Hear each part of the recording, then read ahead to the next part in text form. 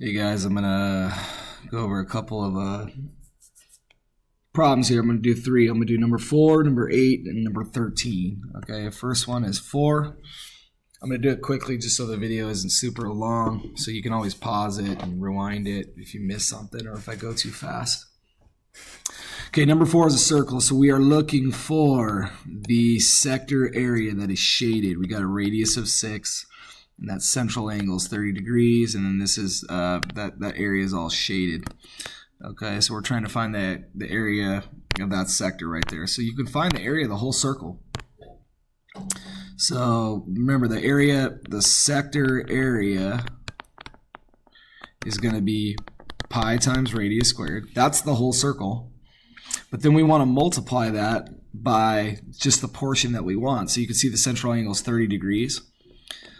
You know, the central angles all added together in the middle is going to give you 360. So it's just the 30 out of the 360 degrees out of the full circle there.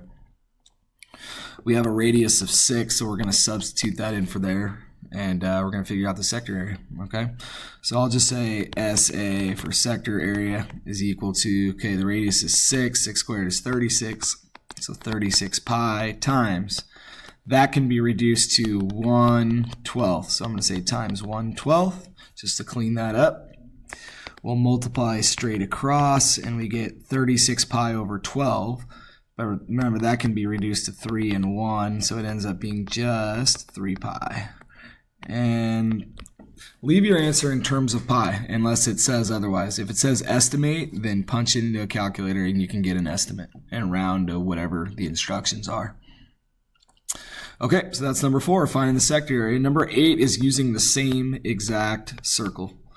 Okay, so again, radius of 6. We have this sector area. It's got a central angle of 30 degrees, but we're not trying to find the sector area. We're trying to find the arc length, which is just a portion of the circumference. Okay, so we're going to do the same exact thing, but we're talking about circumference now, not area. Okay, so the arc length is going to be, we find circumference, which is the same thing as perimeter, pi times the diameter. And then we're just going to multiply that by the portion that we choose. In this case, the arc length is 30 out of 360, just like we did in problem number 4. All right. The diameter is, the radius is 6, so the diameter is 12. So I'm going to say AL for arc length is pi times 12, because the diameter is 12, so 12 pi over 1. Remember, 30 over 360 was 1/12 from that previous problem. And you can see right here that we can cross-reduce there, so 1 and 1, and then if you multiply everything all together, the arc length is just going to be pi.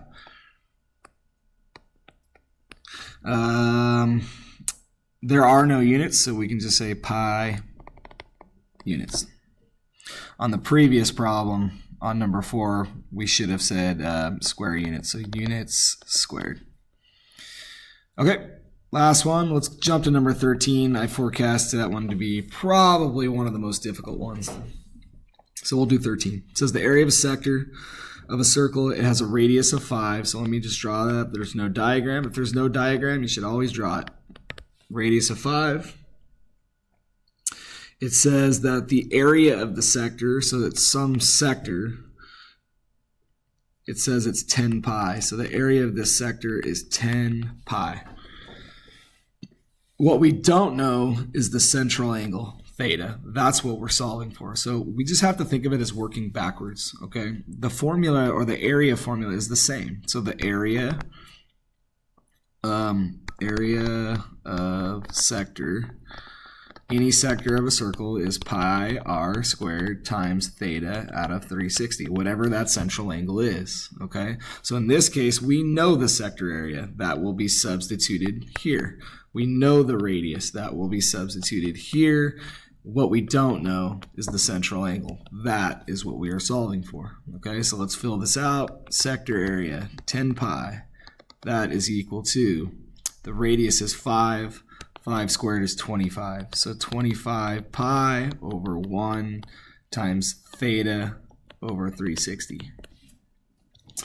All right, let's clean this up a little bit. Cross reduce, so 25 and 360. I know 5 divides both of those. So 5 divides that 5 times, and this one's 72 times. Just to make it smaller, and then we can combine those together. Let me move this up a little bit. So that's going to give me 10 pi is equal to, okay, 5 pi times theta. So I can just say 5 pi times theta all over 72. Remember, 10 pi is over 1. And then cross products are equal. So I can multiply those together to get an equation that I can solve. So that gives me 720 pi equals 5 pi times theta. And then we can just divide by this on both sides to solve for theta. So we got that. That ends up canceling out there. So theta is, and then you can punch that into a calculator right here, and it ends up being 144 degrees. So that's that central angle there. So if you've got a sector area of 10 pi and the radius is 5, that means that the central angle has got to be 144 degrees, and we can use that formula to solve for that. So hopefully this video helps you guys out a little bit, and you're able to do the rest of them. And that is it. Thanks.